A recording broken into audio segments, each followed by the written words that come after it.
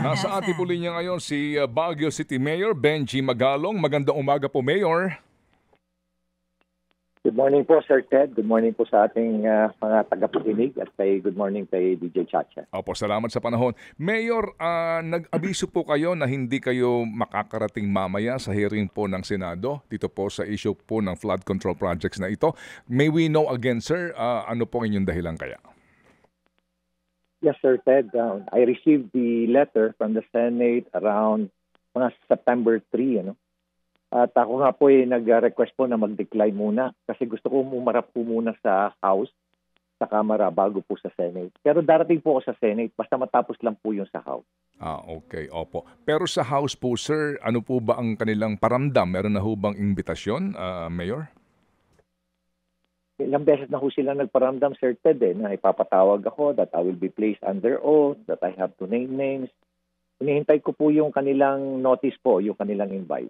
Okay. Sige po. But meantime po, sa ngayon, Mayor, no, na wala pa itong invite ng House and then ito pong independent commission na hinihintay natin, inyo bang nabasa na po yung balita na may sinabi si Presidente sa isang vlog interview niya na ang kanya raw pong napipisil na kukunin mga taong walang koneksyon ngayon sa gobyerno.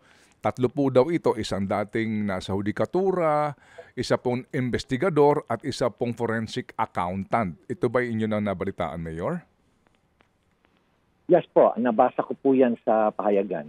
At may mga nabanggit ng mga pangalan, katulad po si former Justice Harriet Demetrio, si Secretary Babe Singson, at tapos si Secretary De Jesus.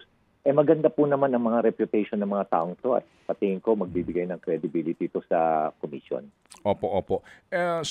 Mayor, kumbaga hindi po nababanggit ang inyong pangalan. Naunawaan po naman natin, ito po yung prerogative po ng Presidente. Pero sa inyo pong damdamin, Mayor, ito pong independent commission na ito, magkakaroon ba talaga ito ng puder? Kumbaga, based on our experience, dito po sa naging Truth Commission ng panahon ni Pangulong Aquino na declared ang constitutional po ng Supreme Court, kasi nga po, yung mga poder nito ay gaya po ng poder ng ilang pong constitutional bodies, gaya ng ombudsman para sa subpoena powers, arrest powers, etc. Ito hubang independent commission, sa inyong pong palagay, gaano kaya ito ka-powerful? Sir Ted, hindi ko pa ho alam kasi kailangan basahin natin yung mga provisions po ng executive order. Pero isa siguro sa controversial issue dito is yung magkakaroon ba siya ng subpoena power. Ganun po yun . Kasi importante po talaga yun kasi nung nag-imbestiga po kami dun sa NIA noong 2014 when I was the lead investigator under President Noynoy po. Ang talagang naging malaking problema po namin yung subpoena powers namin. Kaya nga talagang gumawa kami ng panukala na dapat yung CIDJ magkaroon talaga ng subpoena powers. Opo. Nagkaroon ba ang CIDJ before ng subpoena powers po? Nagkaroon yata dun sa Kwan. May amendment na nabigyan siya ng subpoena powers yung CIDJ. Kaya kung sakasakali man na magamit po itong mga ahensya na ito, pwede na po na Kwan. Magbibigay lakas din po sa kakayahan ng komisyon. Oo nga po, no? So, inaambangan nga po ng marami ito pong executive order na ito, kung ano ba ang magiging detalye nito. Pero habang wala pa ito, Mayor, ano ba ang inyo pong kaisipan sa ngayon na may mga klaro na po, no? Na mga ghost projects na nabayaran, walang proyekto, at klaro na po lahat ng mga dokumento, etc., para po doon sa pagpapanagot sa mga responsable dito. Sa inyo kaisipan, hindi ba pwedeng ngayon pa lang mahabol na po ito, makasuhan na itong mga taong ito at mapanagot po kasi matagal ang due process? Tama sir kayo, Tama po kayo, Sir Ted. Kailangan talaga pagkabuo ng komisyon, talaga in 1 week dapat meron talagang mga resulta. Kaya talagang matindi dapat ang ugnayan na ginagawa ng DPWH at kung sino pa po ang tumutulong. Kasi napakalawak po. Sir Ted, alam mo, sa dami ng report na natatanggap ko, At gagawa pa nga ho kami ng sa M4GG, gagawa pa ho kami ng isang website na pwede pong mag-submit ang mga taong bayan ng kanilang mga obserbasyon at mga report at mga ebidensya. Talagang napakalawak ho nito. Matindi ho talaga yung korupsyon na nangyari sa buong bansa. Hindi lang ho sa isang lugar to sa buong bansa po to At iba-iba hong korupsyon. Opo, yung nga po napakalawak nito, ibig sabihin din, hindi lang ito sa start no ng panunungkulan ni Pangulong Marcos, kung hindi even before. It will go, yes, pati ho noon. Meron din pong babalikan ho yung mga yon, pero importante ho siguro, umpisahan ho muna natin yung mga latest, saka ho tayo magbabacktrack. And this investigation will probably go beyond anyone's even beyond the administration ho ni President Marcos. Opo. Pero dito nga po ngayon sa mga nangyayari as you observe po siguro Mayor yung sa Batangas na sinasabing nanunuhol na district engineer, ngayon po binabaliktad yung istorya at may abogado na siya. Itong si Alcantara, sinasabi na negligence lang po yung kanya So may mga abogado na po ito. So sa ngayon po Mayor na meron pong mga klaro na nga na mga patunay, kailangan ba bang hintayin yung pagbubuo ng independent commission o ngayon po ba anong government agency ang dapat ngayon pa lang po sinimulan na ito pong pag-establish ng probable cause dito and eventually nga pagsasampaho ng kaukulang demanda sa proper court?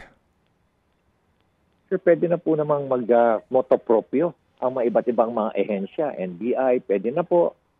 Ombudsman, pwede na po mag-file ng kaso. I-gather na yung ebidensya, mag-file na ng kaso. Marami hong pwedeng gawin para mapabilisan ho yung pagpa-file ng kaso kasi talagang ang naghihintay ho yung mga taong bayan. Kailangan ho ng resulta dito sa binanggit ho ni Presidente. Opo. Sorry Mayor, matanong ko lang po kayo kasi kayo po ay isa pong investigador during your time po sa PNP. Kapag ganito nga po kalawak, ganito ho kalalim, ganito po katalamak, ganito karami ang sangkot, how do you manage the investigation? Kasi pag inisip mo pa lang, parang sasabog na ang utak mo kung paano mo ito i-manage Alam niyo, Sir Ted, o nga ho, kumisan, naiisip niyo talaga ma-overwhelm ho kayo. Pero alam niyo, napakaganda ho nitong nangyayari ngayon dahil marami pong nagbo-volunteer na mga lawyers, law firm, law offices. At doon pa lang ho, pwede na ho silang itap. Alam niyo, sa dami ng kaso, pwede ho kayo makipag-ugnayan sa kanila, establish relationship with them, probably MOA, sa IBP, tutulong ho sila. Kung ang mga investigador ho, kakalat na lang ho natin. Ang dami naman ho yan bawat region may mga investigador, NBI at PNP. Sila na ho ang mag-gather ng ebidensya. Kung sino ho yung mga grupo ho ng mga lawyers na gustong tumulong ho doon, sila ho na mag-evaluate. Mag-evaluate na ho ng ebidensya, patas prepare na ho yung mga document. Tapos pwede na ho isubmit sa komisyon yan. Pwede na ho mag-file ng mga kaso kagad. Pwede hong ganun ang pwedeng gawin kasi napakarami hong gustong tumulong. Opo. So, kayo po, Mayor Benji, mayor po kayo ngayon. Ang dami rin po ninyo yung sariling problema dyan sa lungsod na dapat din pong ayusin. Araw-araw po ito. Opo. Kayo po, maliban sa pagharap po sa congressional investigation, kayo ho ba mismo, meron kayo ng grupo na may particular po na kumbaga kaso na binubuo na mga ebidensya para kumbaga specific din po yung particular na kaso, particular na lugar na sasampahan po ng kaukulang demanda para mapanagot na po ang mga responsable dito at mabawas na rin siguro sa independent commission kanilang trabaho? Yes, sir. Actually ho, inumpisan na ho namin, Sir Ted. Hindi ko lang po mabanggit yung lugar, pero talagang matindi na rin po yung effort po namin. Okay. Opo. So sige po, so abangan po natin ito. And ito pong sinasabi ho ninyo na sarili ho ninyong investigasyon, ang paghahain po ng kaso rito, ombudsman na kasi government officials po ang involved dito. Yes, sir. Opo. Sa ombudsman po, talaga lahat pupunta ho yung mga kaso. Okay. And then sir, sa sitwasyon po ngayon, ano po, na wala pa itong independent commission at iba-iba na po ang ang grupo ang nag-iimbestiga. At the end of the day, ang tanong po ng marami, mababawi pa ba ang pera? Alam niyo, kasi masakit mang isipin, si Presidente nga mangiyak-ngiyak sa kanyang interview, no? Dahil daw po ang mga pangkaraniwang Pilipino naghihirap. Pero itong mga to, ang ninanako ko ay bilyon-bilyon. Ang tanong po ng marami, meron ba bang chance na maka-recover man lamang ang taong bayan ng mga perang ninakaw kaya, Mayor Benji? Opo, magandang katanungan ho yan, Sir Ted. Ano? Pwede pong i-recover pero yung talagang halaga, mahirap na hong i-recover yun. Hindi, alam nyo, sa experience po natin, usually siguro swerte na makarecover ka ng mga 10%, 20%. Anyway yung korte naman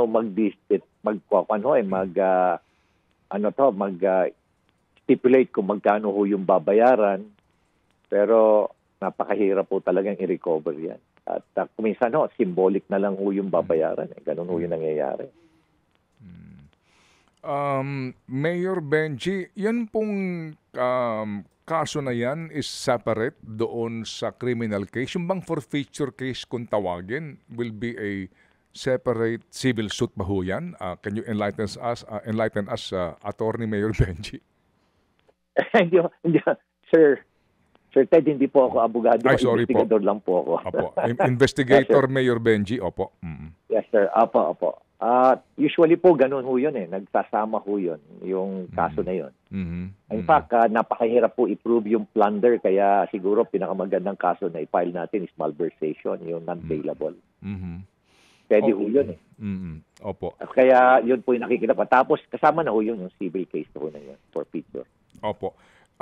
Sa tagal po ngayon, Mayor Benji, kumbaga, magmula, kasi po obviously, nung nagsona si Presidente, di ho ba July 28, sa kanyang announcement, yung guni-guni ng mga proyekto, mukhang alam na nga ho nila na nangyayari ito, no? And then, pumutok nga ito dito nga po sa kanyang launch ng kanyang website, tsaka yung pagpunta niya sa mga actual na mga lugar na may ghost project.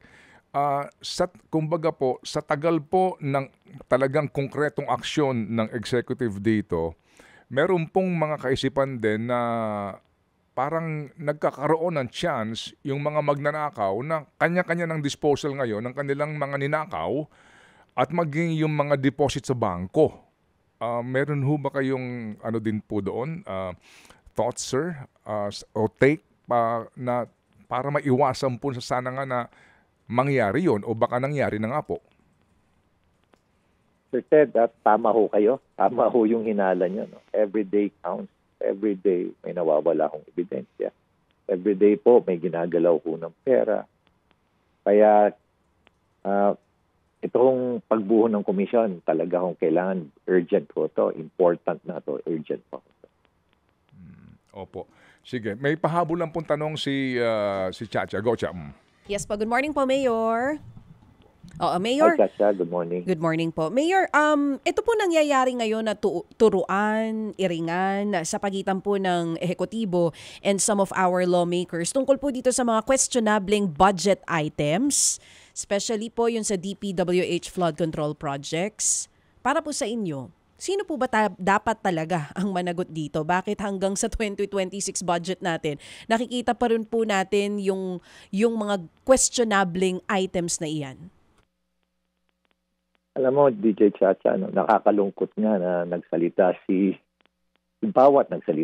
Toby Tiangco, nagsalita rin ho ako, nagsalita rin ho si Executive Secretary Bersamin, no? Pero kita niyo ho kung paano ho nila pinoprotektahan yung kanilang grupo Old Boys Club diyan sa Kongreso, ano. Pasintabi na lang po na hindi ho ko nila lahat, ano. Marami hong matituno diyan sa Kamara. Alam niyo, nakakalungkot na kapitbahay mo na lang. Katulad yan, si Congressman Ridon, di ba? Kapitbahay mo na lang, nagbubulag-bulagan ka pa. Alam mo naman na si Saldico dyan, ang kwan dyan, pasimuno dyan . Siguro, tingnan natin, sino ba? Kagalaw na lang ba si Saldico na walang pahintulot yung mga boss niya? Ako, nakakalungkot isipin. Ano. Nagbubulag-bulagan kasi sila kaya doon ho dapat umpisan ho kay Saldico. Ito nga, humarap dapat siya sa Kongreso at humarap din siya sa Senado para malaman talaga natin ano ba yung tinatago nila. Kung naman yan, common knowledge sa kanila yan, public knowledge sa kanila yan. Nagbubulag-bulagan lang sila, nagmamaang-maangan lang sila, nagkukunwa-kunwarihan lang sila. Diyos ko, buksan niyo yung mata ninyo dyan sa Kongreso, lalo-lalo na kayo dyan na nagkakandak ko ng hearing. Mahiya na po tayo sa taong bayan. And if we say Congress, hindi lang lower house, maging po yung upper chamber, Senado. Hindi ko abot ang upper chamber, Chacha. I'm sorry, hindi ko sila abot. Yung mga nakikita ko kasi nakapokus sa mga sa kamera. Opo. Sige. So, Mayor, ngayon pong panahong ito, tutok ang lahat ngayon. Tayo, maingay po itong isyong ito. Kaliwat kanan po yung protesta, mayroon pong paparating na protesta. Ang pangamba po ng iba ay baka kinalaunan, humupa ito, may panibagong isyong pumutok, magkakalimutan po na naman tayo. Ano po ang inyong mensahe sa ating pong lahat dito po sa isyong ito na ating pong kinakaharap ngayon, and yung panawagan din po kaninyo sa iba't ibang grupo na dahil sa lawak at lalim ng problema, magkanya-kanya na po ng tulong para po mas bumilis ang pagpapanagot sa mga taong ito? Alam niyo, Sir Ted, I feel na yung mga involved dito ay gumagawa talaga ng paraan. Nagre-raise ng pondo para makakuha nag-hire ng mga mamahaling PR firm para i-divert yung issue. Gagawa sila ng paraan na yan. Pero pakiusap ko lang sa taong bayan, please, sustain your enthusiasm. Hindi po dapat ito mawala sa ating kaisipan. Dapat tuloy-tuloy itong laban na ito. Kung kailangan nang abutin ng ilang taon, dapat nandyan pa rin yung ating passion at enthusiasm. At nakikiusap po kami sa taong bayan. Ang Mayors for Good Governance, maglalabas po kami ng website. Inaayos na lang po namin yung mga objectives at yung mga fields. Kung ano po yung gusto naming mga impormasyon na maibigay niyo po sa amin. It will be user-friendly. At least we will launch this in a few days. So baka anytime po today. And pwede po kayong mag-report doon at maglagay po. At sigurado po kami na hindi po mako-compromise yung mga identity. Maraming salamat po, Sir Ted and DJ Chat. Opo, Mayor Benji, muli kaming tatawag para po sa ganito pong talakayan to keep the flame burning. Ika nga po, Mayor. Salamat po na marami. Maraming salamat din po. Thank you, Mayor Benji Magalong, Baguio City. Mga kapatid, brothers and sisters, saan ka pa? Dito na tayo sa totoo. Dito na tayo sa True FM. Mga kapatid, mag-subscribe and follow po kayo sa social media accounts ng True Network PH. Yan po kami. Hanapin nyo lang True Network PH, Facebook, Instagram, YouTube, TikTok, and podcast. Mapa Apple or Spotify man yan, mahahanap nyo kami. Lahat ng mga napapanood at napapakinggan nyo po sa programa, nasa social media accounts namin yan. So, paano mga kapatid? See you sa social media!